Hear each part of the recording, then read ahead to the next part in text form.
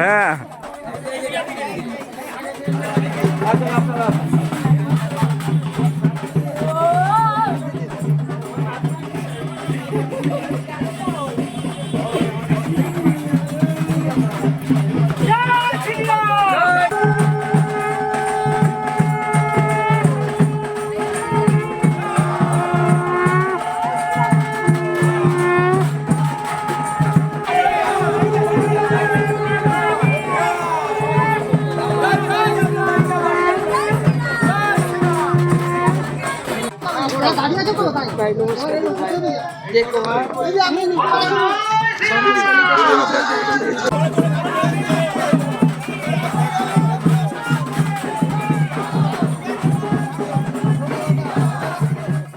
আপনি প্রত্যেক দিনই প্রচারে বেরোচ্ছেন, প্রচারে কেমন সাড়া পাচ্ছেন?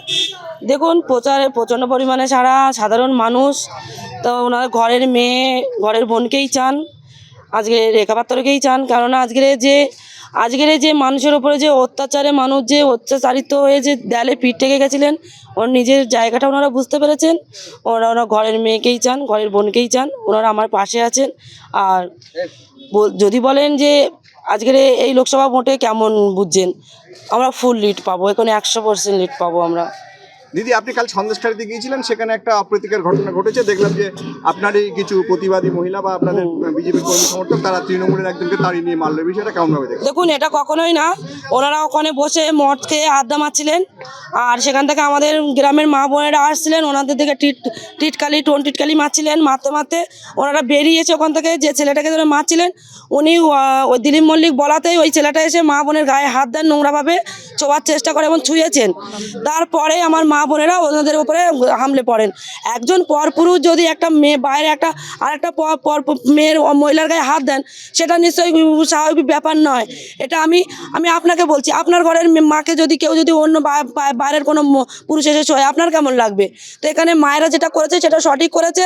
আরও ওনাদের কপাল ভালো যে ওনাদেরকে সেইভাবেই কিছু করেনি, 2-4 চাপ্পড় মেরে ছেড়ে দিয়েছেন।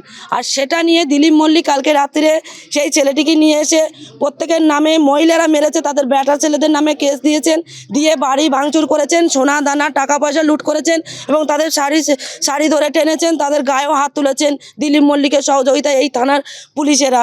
যে পুলিশগুলো রাতের অন্ধকারে আমাদের কাছে ভিডিও ফুটেজ আছে অনেকে, আমরা সেটাকে সোশ্যাল মিডিয়ায় দেব, আপনারা অপেক্ষা করুন।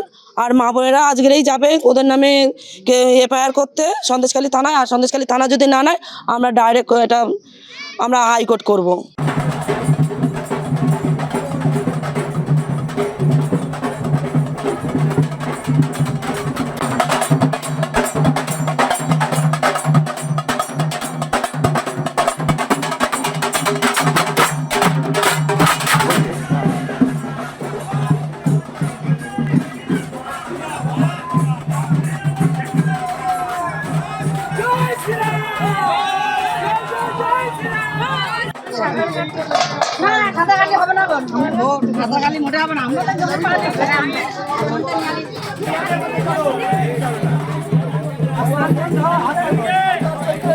হ্যাঁ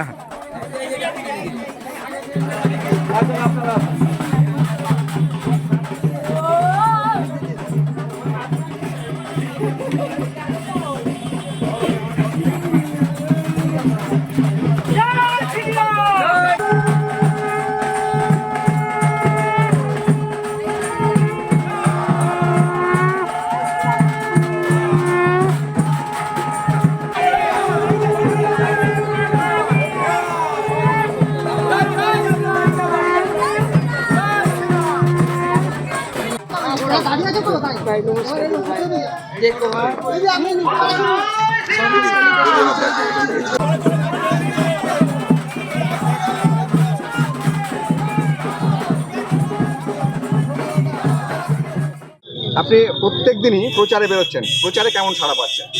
দেখুন, প্রচারে প্রচণ্ড পরিমাণে সাধারণ মানুষ তো ওনার ঘরের মেয়ে ঘরের বোনকেই চান, আজকে রেখা পাত্রকেই চান। কেননা আজকের এই যে মানুষের ওপরে যে অত্যাচারে মানুষ যে অত্যাচারিত হয়ে যে দেয়ালে পিঠ থেকে গেছিলেন, ওর নিজের জায়গাটা ওনারা বুঝতে পেরেছেন। ওরা ঘরের মেয়েকেই চান, ঘরের বোনকেই চান, ওনারা আমার পাশে আছেন। আর যদি বলেন যে আজকের এই লোকসভা ভোটে কেমন বুঝছেন, আমরা ফুল লিড পাবো, এখন 100% লিড পাবো আমরা। দিদি, আপনি কাল সন্দেশখালীতে গিয়েছিলেন, সেখানে একটা অপ্রীতিকর ঘটনা ঘটেছে। দেখলাম যে আপনারই কিছু প্রতিবাদী মহিলা বা আপনাদের বিজেপি কর্মী সমর্থক তারা তৃণমূলের একজনকে তাড়িয়ে নিয়ে মারলো, বিষয়টা কেমন ভাবে দেখেন? দেখুন, এটা কখনোই না। ওনারা ওখানে বসে মদ খেয়ে আড্ডা মারছিলেন, আর সেখান থেকে আমাদের গ্রামের মা বোনেরা আসছিলেন, ওনাদের দিকে টিটকালি মারছিলেন। মারতে মারতে ওনারা বেরিয়েছে ওখান থেকে। যে ছেলেটাকে ধরে মারছিলেন উনি ওই দিলীপ মল্লিক বলাতেই ওই ছেলেটা এসে মা বোনের গায়ে হাত দেন, নোংরাভাবে ছোঁয়ার চেষ্টা করে এবং ছুঁয়েছেন। তারপরে আমার মা বোনেরা ওনাদের উপরে হামলে পড়েন। একজন পরপুরুষ যদি একটা মেয়ে বাইরে আরেকটা মেয়ের মহিলার গায়ে হাত দেন, সেটা নিশ্চয়ই স্বাভাবিক ব্যাপার নয়। এটা আমি আপনাকে বলছি, আপনার ঘরের মাকে যদি কেউ যদি অন্য বাইরের কোনো পুরুষ এসে ছোঁয়, আপনার কেমন লাগবে? তো এখানে মায়েরা যেটা করেছে সেটা সঠিক করেছে। আরও ওনাদের কপাল ভালো যে ওনাদেরকে সেইভাবেই কিছু করেনি, 2-4 চাপ্পড় মেরে ছেড়ে দিয়েছেন। আর সেটা নিয়ে দিলীপ মল্লিক কালকে রাত্রে সেই ছেলেটিকে নিয়ে এসে প্রত্যেকের নামে, মহিলারা মেরেছে তাদের ব্যাটার ছেলেদের নামে কেস দিয়েছেন, দিয়ে বাড়ি ভাঙচুর করেছেন, সোনা দানা টাকা পয়সা লুট করেছেন এবং তাদের শাড়ি ধরে টেনেছেন, তাদের গায়েও হাত তুলেছেন দিলীপ মল্লিকের সহযোগিতায় এই থানার পুলিশেরা। যে পুলিশগুলো রাতের অন্ধকারে, আমাদের কাছে ভিডিও ফুটেজ আছে অনেকে, আমরা সেটাকে সোশ্যাল মিডিয়ায় দেব, আপনারা অপেক্ষা করুন। আর মা বোনেরা আজকেরই যাবে ওদের নামে এফআইআর করতে সন্দেশখালী থানায়। আর সন্দেশখালী থানা যদি না নেয়, আমরা ডাইরেক্ট এটা আমরা হাইকোর্ট করব।